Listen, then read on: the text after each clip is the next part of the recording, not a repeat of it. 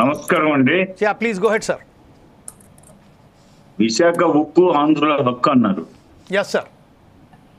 విశాఖ ఉక్కు మా కూటమికి ఒక ఉక్కు సంకల్పం. Yes, good. ఈ ఉక్కు సంకల్పంతోనే మేము పరిశ్రమించి 11,000 పైచిలకు కోట్లు కేంద్రం నుంచి తీసుకొచ్చిన సంగతి బహిర్గతమైన విషయం. తిరిగి మరలా రెండో ఇన్స్టాల్మెంట్ గా మరలా త్వరలో నిధులు రాబోతున్నాయి. ఈ విషయాన్ని నేను చెప్పడం కాదు, స్టీలు శాఖ మంత్రి సహాయ మంత్రి గారు అధికారికంగా ప్రకటించిన మాట నేను మీ దృష్టికి తెస్తున్నాను. రెండో విడత అదేవిధంగా జగన్ గారు ఓబుల్రెడ్డి గారు పెద్ద మనిషి పులివెందుల నియోజకవర్గానికి చెందిన ఓబుల్రెడ్డి గారితో నేను ఇంతకుముందు డిబేట్ లో కూడా పాల్పంచుకున్నాను. వారు చెప్పిన ప్రకారం నడుచుకుంటే మంచిదే, కానీ ఎల్వి సుబ్రహ్మణ్యం గారు ఈ రాష్ట్రానికి ప్రధాన కార్యదర్శిగా పనిచేశారు.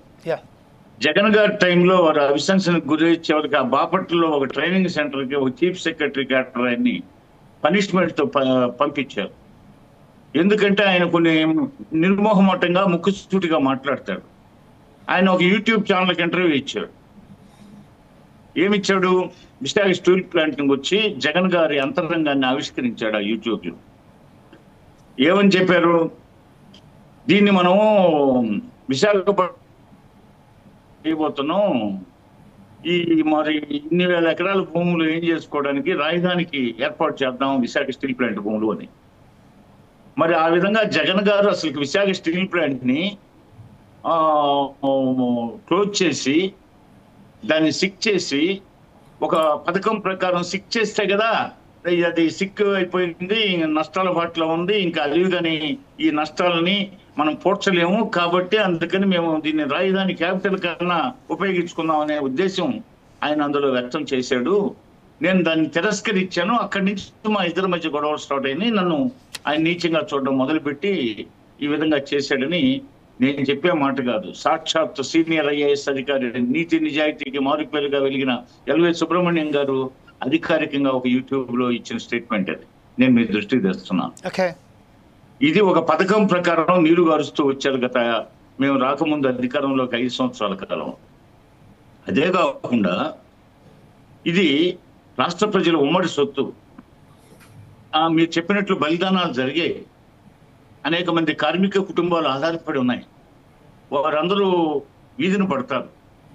ఆ కుటుంబాలు వీధిన పడకుండా ఉండడానికి 7 లక్షల సాధన కోసం విశాఖ స్టీల్ ప్లాంట్ స్థాపన కోసం ఆనాడు చెన్నెటి విశ్వనాథం లాంటి మహనీయులు దానికోసం ఉద్యమించారు.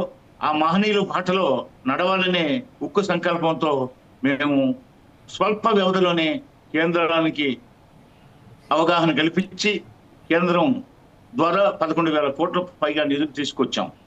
అదేవిధంగా రెండో విడతలో మరికొంత సహాయానికి కేంద్రం ఉద్యుక్తులవుతుంది, త్వరలో ఇప్పించి ఏర్పాటు చేస్తామని ఆయన సహాయ మంత్రి గారు చెప్పిన తరుణంలో మరి ఈ రోజు మన డిబేట్ జరుగుతుంది.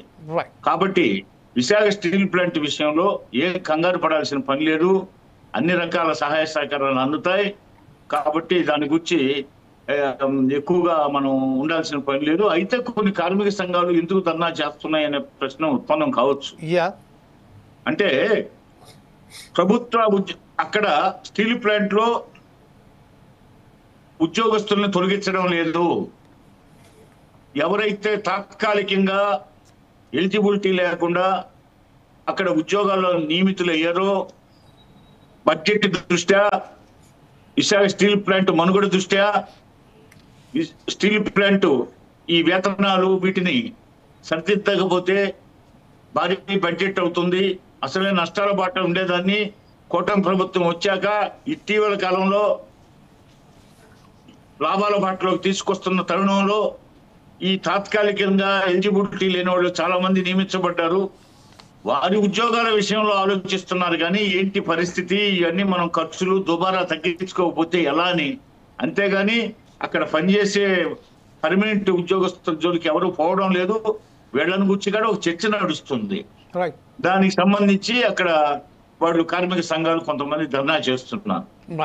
అంతేగాని విశాఖ స్టీల్ ప్లాంట్ ని ఒక పథకం ప్రకారం క్లోజ్ చేసే ఉద్దేశం మాది కాదండి. 5 సంవత్సరాల కాలంలో జగన్మోహన్ రెడ్డి గారు పథకం పన్నారని సాక్షాత్తు ఆయన చెప్పిన విషయం ఓకే రైట్ సార్ మీకు విజయభాస్కర్ గారు మరొకసారి మరొకసారి మీ వద్దకు ఇస్తాం ఇప్పుడు ప్రస్తుతం